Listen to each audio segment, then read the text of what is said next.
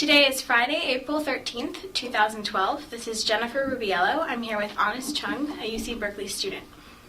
So, Honest, where were you born? I was born in Los Angeles, California. Where are your parents from? South Korea. Did they go to college? I think so. In South Korea, I'm pretty sure. I think so. I'm not really know. I'm not for sure, but I think so. Yeah. What was your education like? In elementary school, are you talking about like in childhood? I grew up in a pretty decent suburb, near Los Angeles, and I mean the public school there was really good.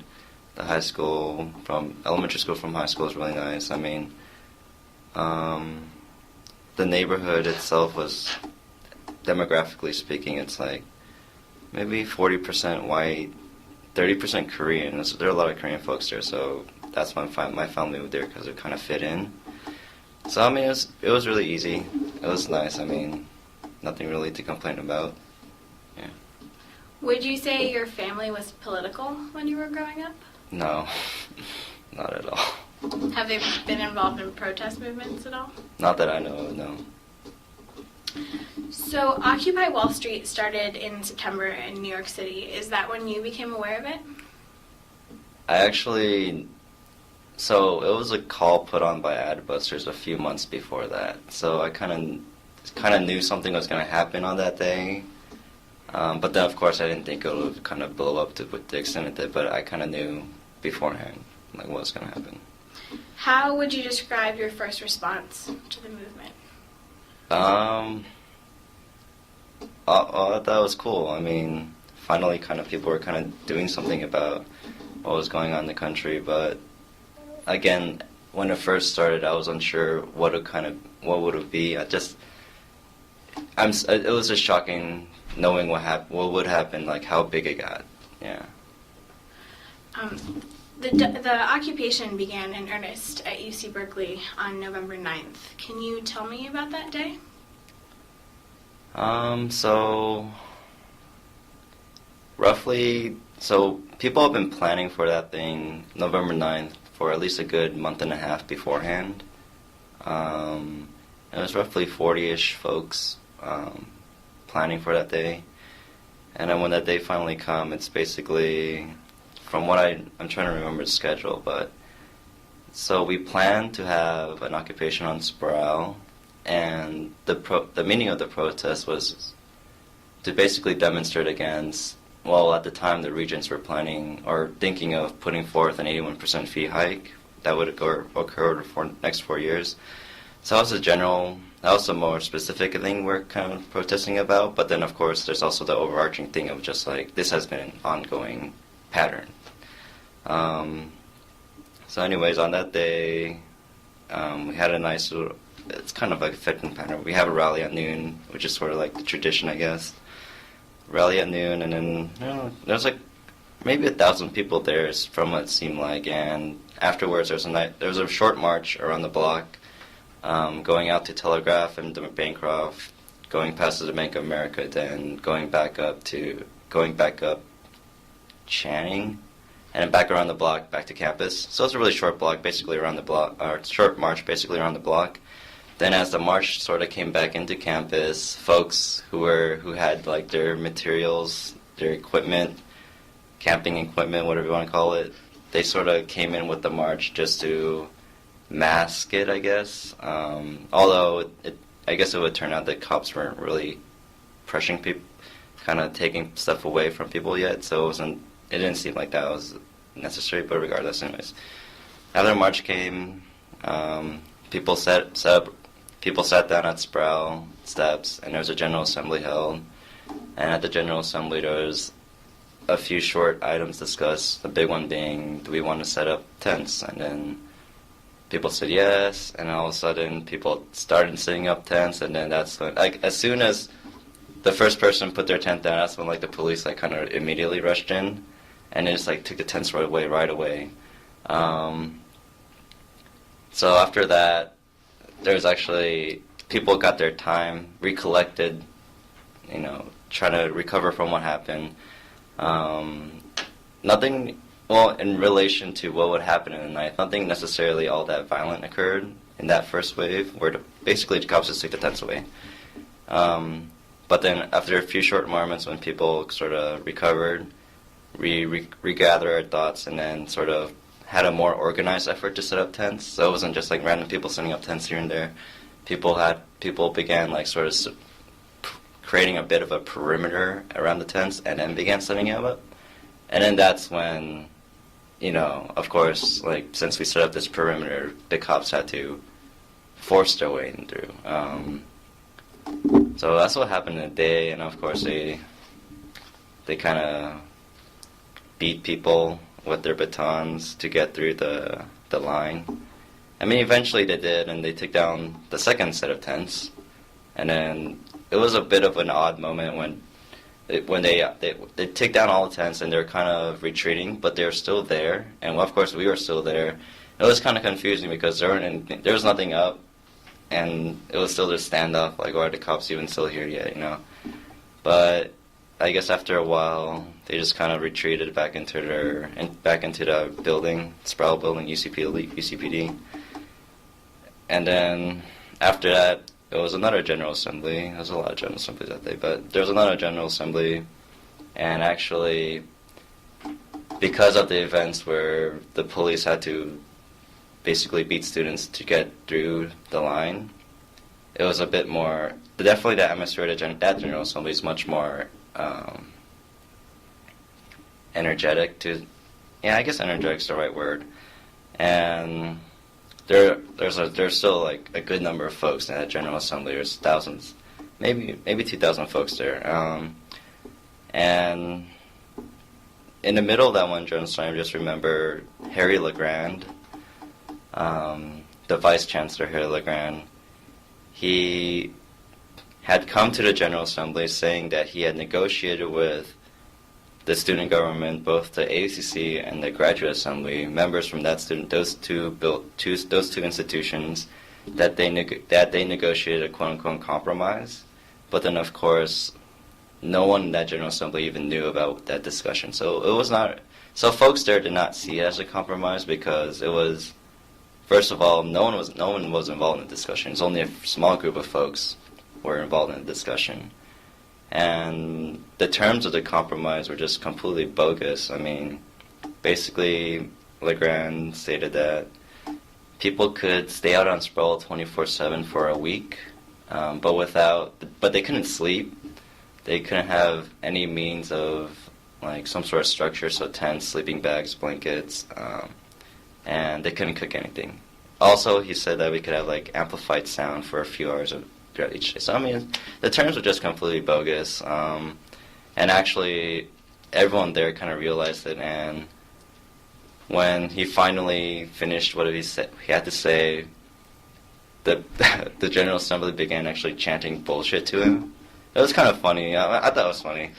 So it's just like you see this guy. He has his two police escorts with him, and he's just walking away to chant the bullshit, right? But then, I mean, the fun didn't last too long because after he's left, like 10 minutes later, not even 10 minutes, like 5 minutes later after he left, the cops began lining up again. And so this was in the nighttime, maybe around 8 o'clock or not. I don't even remember what time, but it was in the night. And so this was just before. This was about to be like the second mid-grade. And of course, people saw the cops lining up again, so they began forming another perimeter. And basically what happened earlier in the day happened again, and this time in the night. And actually, in the nighttime is when... So in the daytime I got lucky. I myself didn't really get hit. I was more like just kind of nudged around. I was on the front line in both times, but I was just nudged around in the daytime. But in nighttime is when... so I was on the front line in the nighttime, and front line facing towards Sailor Gate. And that's where the cops were approaching from.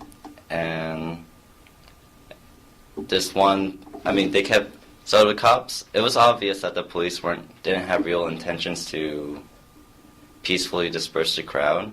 It's basically they lined up immediately, and as soon as they're finished lining up, they began approaching the crowd very slowly in like uniform step, and every time they would take a step, they would have a jab. They would thrust with their baton. They would thrust forward with their baton. Even if no one was there, it's just sort of like a routine. They would take a step, jab, and that's how they advanced. And of course, like once they got to where the people were, then they kind of stopped, and then they just like sort of started wailing away at folks. I mean, I kind of laugh at it now, but then this one cop, well, don't laugh at it. It kind of sucks, but this one cop, he kind of singled me out, and I mean, thankfully I had my backpack in front of, not on my back, but on my torso, on my front. But then this one cop singled me out, and I mean, it's not even really an exaggeration, but he hit me, I think 15 times in like 10 seconds, so it was bad. But anyways, yeah, that kind of knocked me. I mean, thankfully, I kind of like, I actually did kind of collapse into the crowd. I mean, I tried my best to not fall forward, because if I did, chances are the cops would have dragged me away and arrested me, right?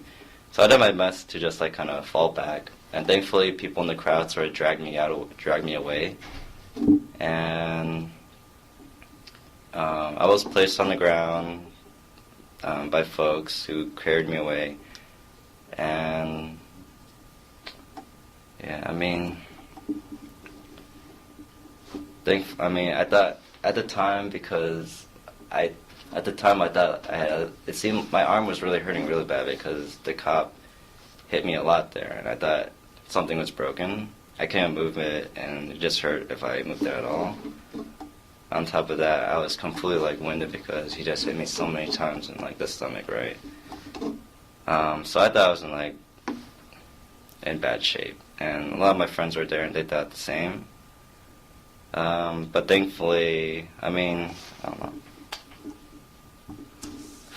I mean, yeah, two police officers, after they saw me being dragged away, I mean, they had the audacity to sort of come up to me in the middle of the crowd. There's a big crowd sort of surrounding me. A lot of people were taking pictures, which was kind of weird. All I could see were just a bunch of flashing lights, right? And one of my friends just had to sort of like kind of push everyone away to give me space.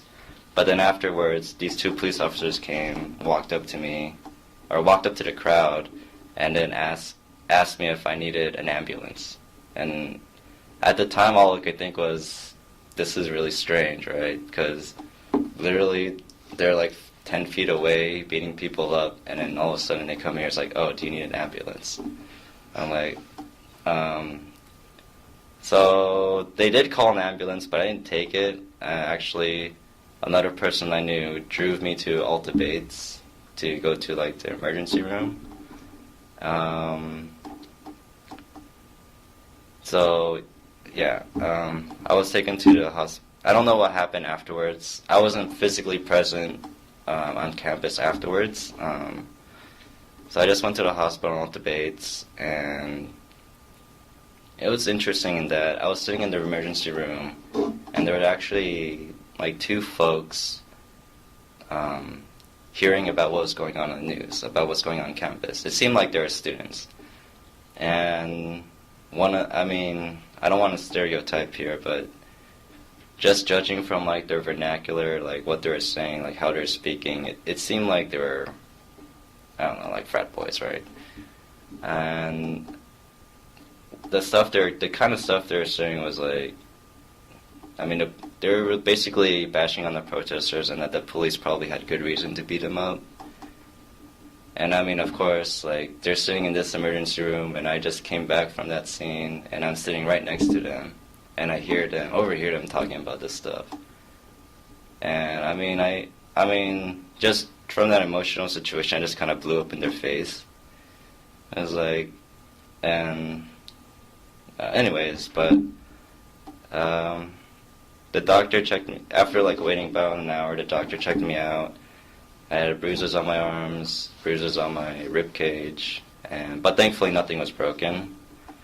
And after a little bit, roughly around midnight, I finally got my friend who drove me to the hospital drove me back to my friend's place, and my friend's place is actually, well, so I went back to the place where my friends live, who are Ricardo Gomez, Jessica Astillero, Albert Calderon. So I went to their place, and actually Ricardo was the first person to be arrested on that day. And he was arrested right before the first daytime raid. They just sort of picked him out because he's been really active in the student movement here as well for quite a long time. So they kind of picked him out early in the day and just dragged him out and arrested him. But by the time I got to their place around midnight, Ricardo was still in jail. So it was kind of a weird situation where I'm at their place just freshly from being beaten up, and then another person, they're just waiting to get out of jail so they can pick him up. And I don't know, the whole situation is just so surreal when I think about it. But I basically stayed over for the rest of the night that day. I didn't go back to campus. Some of them did. And I mean, yeah, that's all that I could recall from November 9th. What has been your experience with Occupy Cal since? So the term Occupy Cal has changed. I mean, the definition of it has changed. The associations have changed quite a bit, quite rapidly, depending on various times. So after November 9th, it literally kind of catalyzed Occupy on college campuses throughout the United States. Like literally, it quite literally it turned into a movement overnight, you can sort of say, and it just kind of exploded throughout campuses all throughout the United States after that. But after November 9th, the whole thing was November 15th, like a strike day, and that's all. Tons of people are now. It's kind of interesting, like seeing the development of organization where a big Occupy Cal itself began with like roughly 40 folks, and it blew up to like hundreds of folks, and after November 9th, thousands of folks, and after November 9th, like it was hundreds of folks were trying to build for November 15th, which was really good, which was really cool, and just the early days of Occupy Cal, about the first month, they were really good. I mean, tons of people I've never seen before came out and were involved and were really trying to build this thing. And then November 15th came around. That was that was crazy. That was an amazing day because there were thousands of people, literally thousands of people out there. People who we didn't even know about were setting up art installations all throughout the school, and it was really just like a vision. It was sort of like a realization of what the university could be, right? Because people were all just there doing their individual projects and really transforming the school entirely. And I mean, I actually gave one of the speeches at the rally on November 15th. I was actually the third speaker. And after that, there was like the big march, a really long march too, and of course at the end of the day, to cap it off at the end of the day, like the whole Operation thing with the 5,000 plus people out there. I mean, all together in general, like these early days of Occupy Cal were really transformative moments in the school, and I'm sure like 10 years from now, or I'm sure the school is going to market that as much as they can, despite of course how they treated it. But then, like, what hit Occupy Cal, like, after it sort of peaked, it's sort of like a symptom, it's sort of like, just the whole Occupy movement in general just sort of, like, kind of began to die down. I guess after its initial momentum, it really peaked. It peaked really quickly, too, and really fast. But afterwards, it's just the momentum just sort of like slowly degenerating. And the same thing was happening with Occupy Cal, where after this big day, tons of folks were mobilized, ready to do something, and all of a sudden, like, that energy was just sort of not channeled into something meaningful. People were just at General Assemblies wasting. See, Yeah, I mean, people are at General Assemblies wasting hours of their time, not really getting anything done. Because some of the General Assemblies worked really well, like the number 15th one where the most people showed up worked really well. But then afterwards, a lot of the General Assemblies sort of devolved into arguments about process and not actually political content. People began arguing about, like, how do we vote, what's the vote structure, how should the role of facilitators be defined. So I think that's what really began killing people's spirits, because it became bogged down in like this bureaucratic discussion rather than actually discussing politics. Unfortunately, that trend wasn't reversed, and basically what you see from November 15th is a gradual decline in attendance in GAs until you get to the point where like 40 people are there. And at that point, Occupy Cal no longer becomes what it was.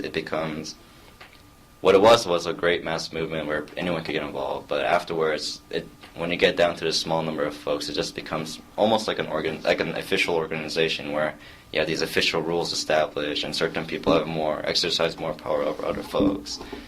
And yeah, I mean, if I had to just like sum it all up, I mean, the very beginning and like the peak of Occupy was really transformative moment, and like it like demonstrated like what type of society people could build, what type of university they could build. But unfortunately, that momentum wasn't able to be sustained, and then Occupy itself as a body degenerated into like this quasi-organizational bureaucratic structure where nothing was really getting done.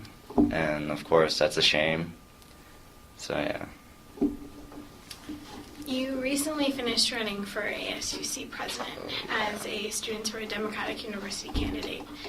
Why did you decide to get involved? So, I mean, number one, the ACC itself is not a political body. It's supposed to be a student government, but it doesn't really... It's basically a glorified high school government, where it's either a popularity contest or people are putting this so they could put it on their resume, right? And so that's one reason. And another reason is, so this all ties back to like what's happened on November 9th and activism in general.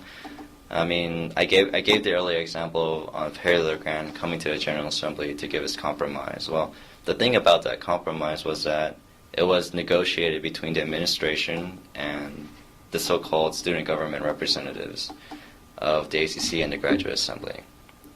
And this has been, especially for someone that's been involved in campus activism for longer than Occupy Cal, what you see is like the ACC is often used as a tool by the administration to suppress student movements, which has happened throughout, not just in Occupy Cal, but beforehand. But in Occupy Cal, it's more pronounced because more people were there and more involved. But so what the trend is usually happens is that the administration talks to the ACC and the various student representatives there, and they use it as an excuse that, we did talk to you guys. Rather than going straight to the protesters themselves, they use the ACC as an excuse to say, we did talk to the students, we did talk to the student leaders, and this is what they think, right? But of course, there's such a disconnect between the student government and the students themselves that what the student government agrees with the administration is not what the students agree with the administration. It's completely different. And so in general, like, this is why this whole SDU project arose from, it to basically, number one, end this disconnect between the student body and the ACC. Number two, to basically demand a truly independent student government where it's not like the administration comes to the government to basically get their rhetoric backed up by the student leaders, right? Quote unquote leaders. And number three, to create a body that is not, like, this sort of ties into the whole independence thing, to create a body that is actively mobilizing students to fight these things. Because this whole November 9th, like that whole thing, no one in the student government was involved in building it at all. No one. It was just 40 folks with a lot of time, who dedicated a lot of time to it, and maybe we spent a couple $100 on flyers and whatnot, chalking, right? And that's all it took to really build this thing. But then again, like, this whole SDU thing goes back to, like, okay, what if the student government was actually actively involved in building this? What if they actually used a portion of their $2 million plus budget to help build this? Things could have been radically different. Like, we could still be having something going right now. Who knows, right? So that's the big reason.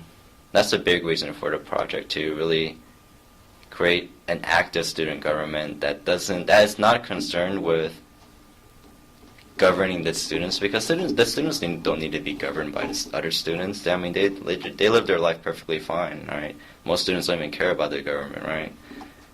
What the student government should be doing, though, is it should be demanding on the administration and, like, the regents to have a more shared governance of the university entirely.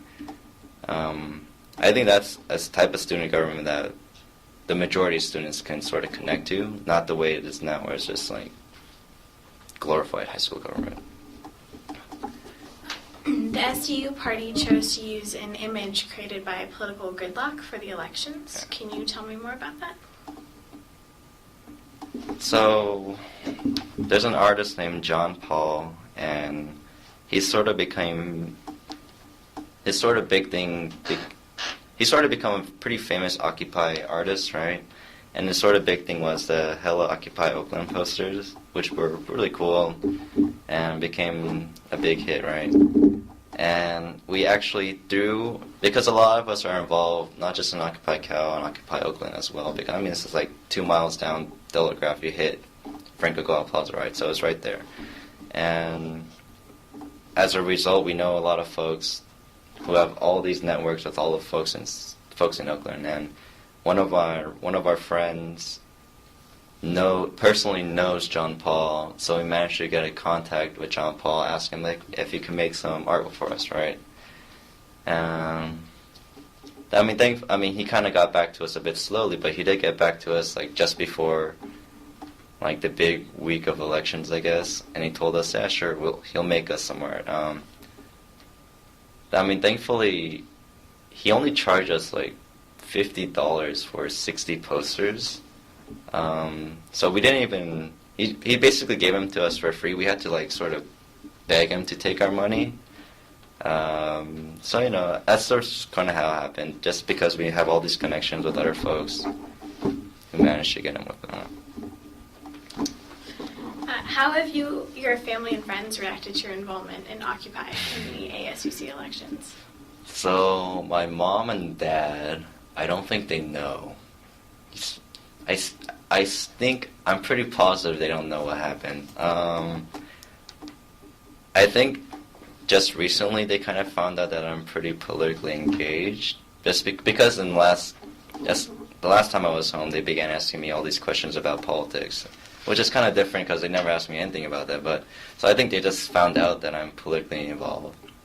But I still don't think they know anything about what's been going on with all the bad stuff. My sister, just because she is connected into, like, social, so is my older sister, 4 years older than me. She also went to Berkeley. And since, I mean, she's also grown up in my generation, so she knows about Facebook, social media, and all that. Of course, she knows what happened on the 9th, and of course, she knows that I'm kind of involved in it. So inevitably, she kind of called me the day after and asked me what's up. So she does know, like, pretty much everything. And thankfully, I mean, you know, same older sister stuff. She wants me to be safe, but she's supportive, but she stresses the safety part. My friends, well, most of my friends on school are folks that I organize with, so they know what's up, right? And they know, we've been through the same experience, so we kind of have a interesting connection. But then if you want my high school friends, I guess, they sort of think, I mean, it's interesting, like, growing up, thinking back at it, I would never think of myself in high school, like, I would be completely shocked to see where I am now but I think my friends are a lot like that too. They're, like, really amazed, like, oh, wow, you turned out to be this guy, I mean, they too are also supportive. You know, they're just kind of bewildered that I went on this trajectory. I'm kind of shocked. I don't know how it happened, but yeah, I mean, just in general, I think everyone that knows about it has been pretty positive and very. I mean, it's an interesting moment in history, so they all want to know about these crazy stories that I've been through. Have you been involved in Occupy Oakland? And if so, Yeah. can you speak to that? So I guess I've been involved.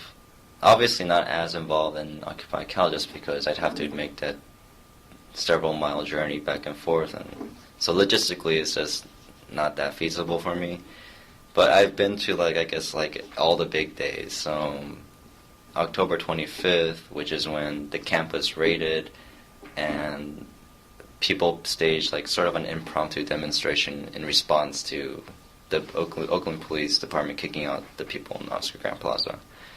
And of course, that day is kind of crazy because, well, that day is when I guess the first big rounds of tear gas and flashbangs were sort of thrown off in Occupy Oakland. And of course, there'll be a lot more for that. I mean, interestingly enough, I actually began the entire school year, the entire fall semester, on the first day of school, literally the first day of school in the fall semester, I broke my leg. And so for literally until the beginning of school, until finally winter break, with all these marches, all these demonstrations going on, I was either on crutches, a walking boot, or with some severe, or with a lot of discomfort in my leg. So it was an interesting semester for me. Anyways, so no, October 25th, I just got off my walking boot. Probably I shouldn't have, but I took it off a bit early, I guess, right? And I was walking, it was like an hours long march, and of course then all this tear gas and flashbangs go off, and you're kind of running, you're intermittently running away from it, and going back into, it's kind of weird. But at roughly around nighttime, I don't know what exact time, but by the time it got really late, my leg was really hurting bad. I couldn't even take a step anymore because it's just so much pain. So actually my friends, I mean, this is kind of funny, but my friends had to carry me off as the OPD began throwing flashbangs and tear gas again at nighttime. And they began carrying me off, and we get almost past maybe 10th and Broadway, or 12th and maybe more 12th and Broadway, past the Men's Warehouse.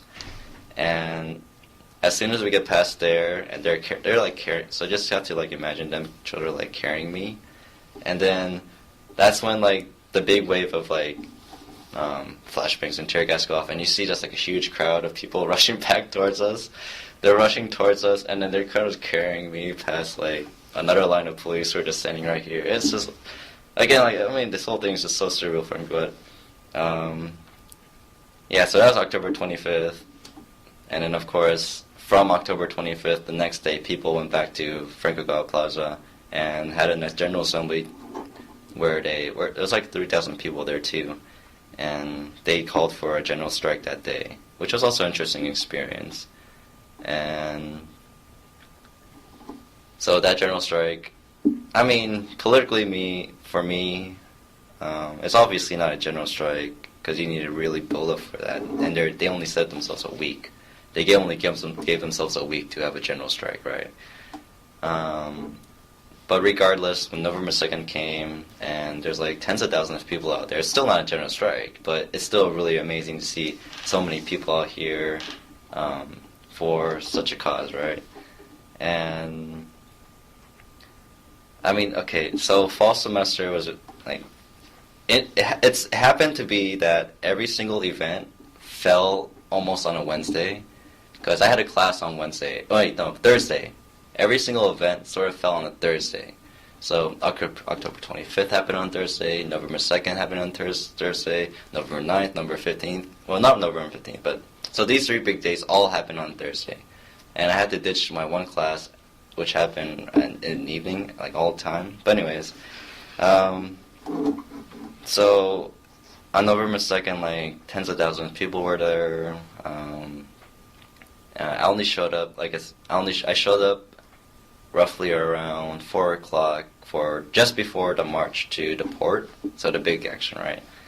And just the environment was so surreal in that there's literally like tens of thousands of people just marching down in the middle of Oakland, and there's even like some people, some parents or some teachers, they brought like their little kids there, and there was actually like I forget what it was called, but it was like a kids brigade or something, like children's brigade, and they had like their nice little cute banner with all the finger painting on it. It was weird, but marching down to the port is just like you see.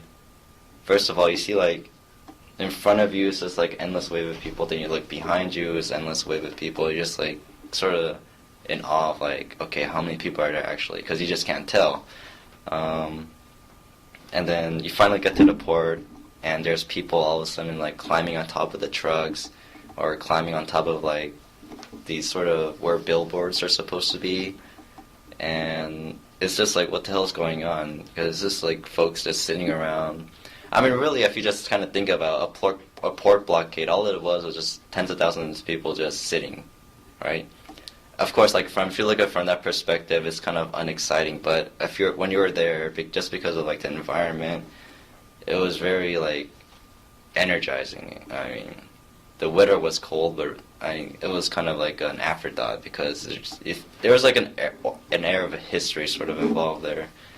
And then after November 2nd, I mean, November 2nd was sort of the last big, well, not the last big thing, but it was sort of, obviously that was the peak of Occupy Oakland. And then again, like 2 weeks later, it got raided again and get kicked out. And then people try to replicate what happened on November 2nd, but then they couldn't. I mean, it's just like, again, it's like this whole symptomatic of like in November is when Occupy hit its real peak, in like mid-November.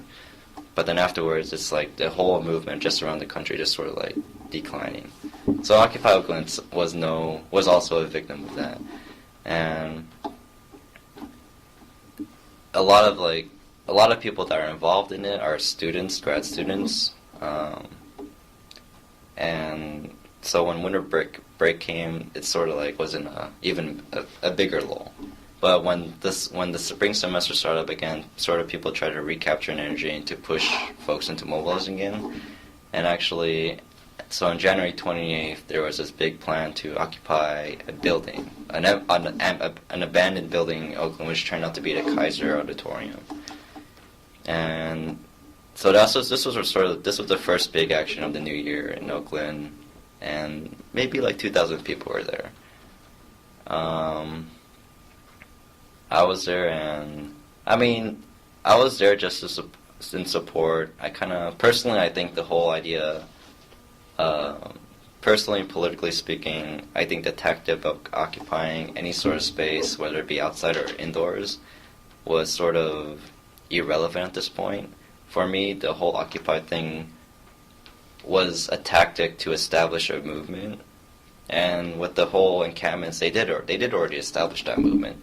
So I think for me it was important that we move on from just occupying some sort of space. But then, I mean, a lot of people in Oakland were there, so it's like, might as well just support them, see what happens.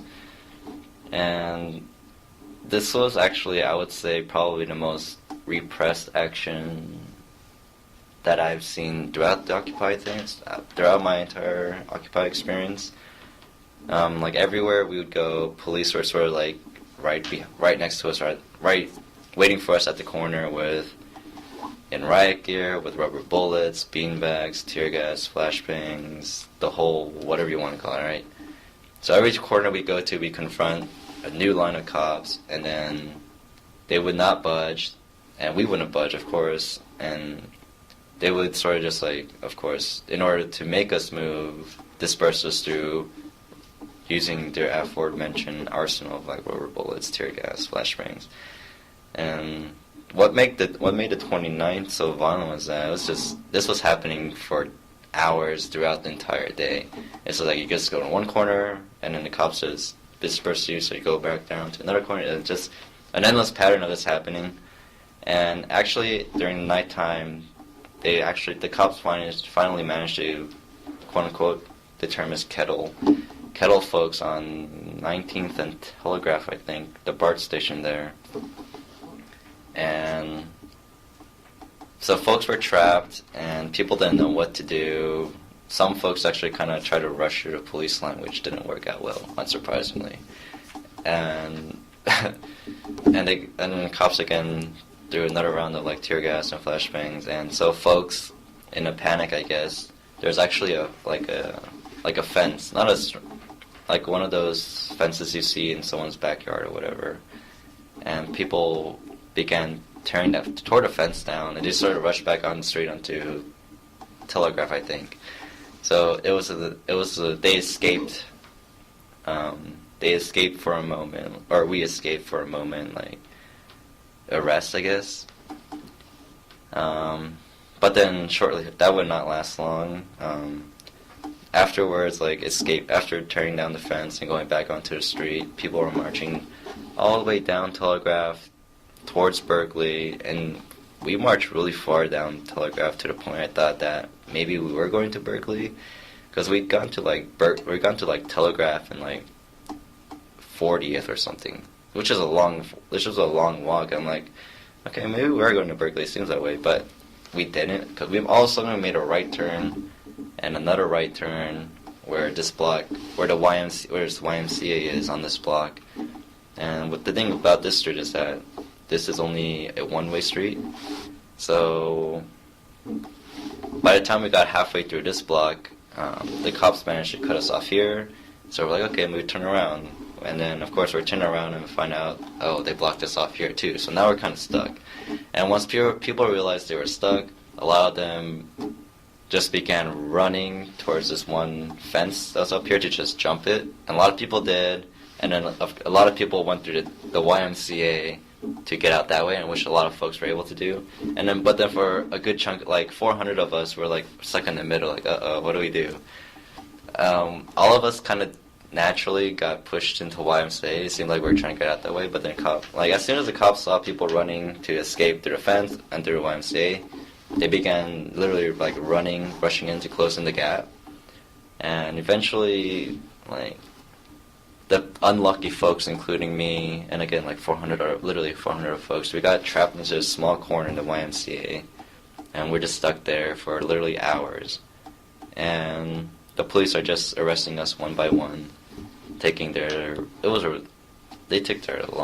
long time arresting folks, but so finally they arrest all of us, and we're just sitting outside in the cold for a few hours. And when they finally process you, they just stick you in the van to sit in the van for another few hours. And then once finally everyone's arrested, they drove us all to Santa Rita, and where you just sit on the bus to be processed for another few hours. It's just a lot of sitting, right? And of course, like, this is just a tactic the police use to basically detain you longer legally. But anyways, like, I was finally, when I say like 400 people, it was literally 409 people got arrested that day, and most of us the big chunk of us were, well, all of us I think were sent to Santa Rita. So when I finally got into the jail, like, all you see is like cells packed with folks that you know, because you see them throughout the day. It's just kind of interesting, like, they kind of wave at you, wave at them, and the police tell you to look back at the wall, and like, okay, whatever. But yeah, so when I got to Santa Rita, it's sort of like a walk of shame. It's just sort of like a long walk where you see all these cells and all your friends are packed in it. And then when you finally get into your cell, my cell had 2,700 folks in it, so 28 people all in total. And it's a cell maybe just a little bigger than this room. So it's just really cramped, and they purposely leave their air conditioning blasting, and it's just a cement room, so it's really cold. It's basically to try to make you as uncomfortable as possible, right? But the interesting thing was that because all of us were arrested for the same thing and we're all packed in the same room, it was sort of like one of my friends described it as a camping experience. Because it's definitely not as fun as camping, but you are sort of in a room with a bunch of folks but are there for the same reason, and it sort of does result in this like interesting camaraderie. So we're talking, we're discussing, we're even like trading some sort of skills. Someone was actually teaching someone judo, I think. Oh, it was really weird. But then, and as sort of like an act of rebellion, because when all they served us throughout the entire stay in Santa Rita was bologna sandwiches. And of course, most of the folks, the vast majority of folks were like, I ain't eating that bologna, right? I did not touch that, thankfully. But as sort of a sign of protest, like, we began making bologna art. We like literally took that bologna, like cut it up into patterns or figures or whatever, and they just like paste it on the window so other folks can see it, and sort of spread out their entire cell where people are doing the same, and people are sharing, and people are competing against their better bologna art. I mean, interestingly enough, though, like, I actually managed to fall asleep in the cell, and I only woke up because people were playing with the bologna, and they're like sort of throwing up against the ceiling to see it stick, and of course it would stick. And I only woke up because one piece of bologna fell down and hit me in the face, and I woke up to that. And all of a sudden I woke up and I see like all this bologna. I'm like, what the hell's going on? And then you see like the progression where, again, like I think our cell might have been the first to do it, but we posted up on our windows, and then we tried to get the attention of other cells, like, look at us, right? And then they sort of did the same thing, and they sort of just see it expand. It was weird. But then the prison guards weren't really happy. They were not happy about it. they were telling us like, why are you playing with your food? And we're just like, whatever, right? But basically, that's all that happened. I mean, I was there for 2 days. I didn't get a single phone call. And interestingly enough, is because we were in a holding cell, we weren't officially in jail. I mean, I wasn't officially processed until the very end. I mean, so the whole thing was that, again, the police department would take their sweet time in processing folks. Like, they'd process maybe like 5 folks an hour. So it's just really long. You're just sitting there like wondering what's going on. Of course, they try to play mind games with you. They move around. They tell you to get out of this cell, move you to another cell. It's just a bunch of mind games. And since they had to process all these folks and they're taking a long time, and this had gained a lot of folks, the public had heard about what's going on. And I'm assuming that because of like just the massive public pressure, like on the second day, they just began releasing people really quickly. But regardless, I was still one of the last folks released. I was pretty much in police custody for 48 hours. Like, so I was arrested like around 7 o'clock, and then I got out at 7 o'clock p.m. 2 days later, right? But when they released you, but anyways, and the thing, again, to get to my original point, is like, until you're officially processed, you don't show up on any like database tracker. So a lot of my friends that weren't arrested but knew what was going on, they would try to sort of type up your name to see exactly what prison you're at or exactly where they're transporting, right?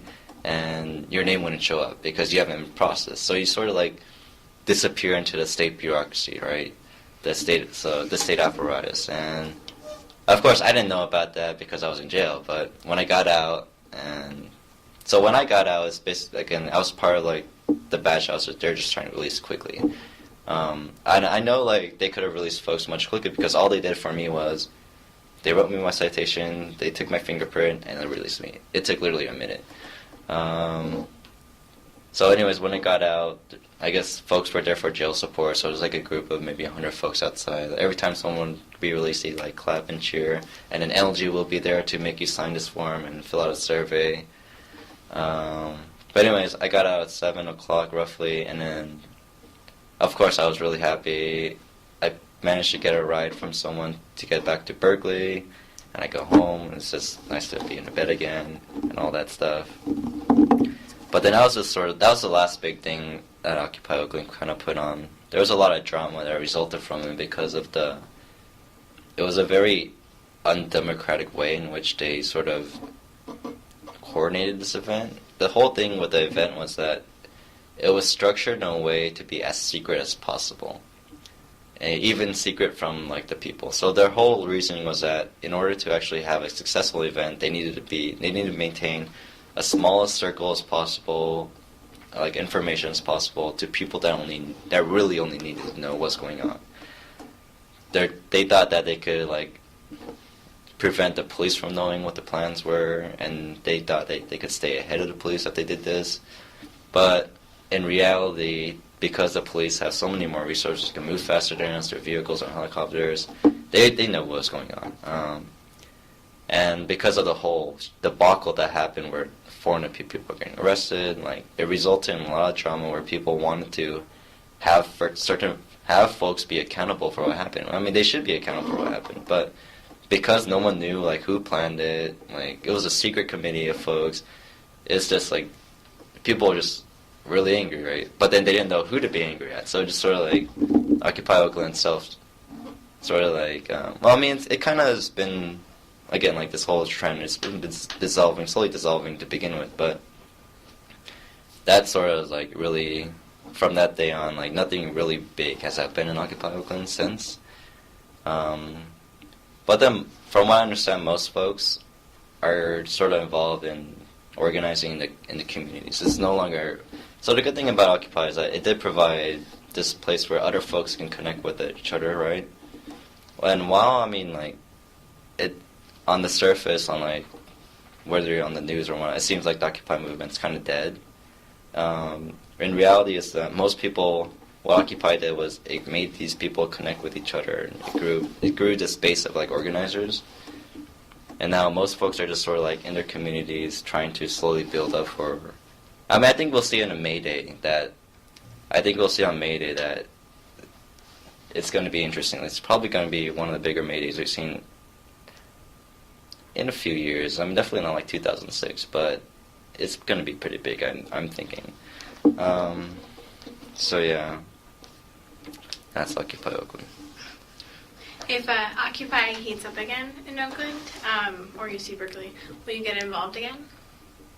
Well, I don't want to brag, but I don't think it would heat up without me knowing about it anyways.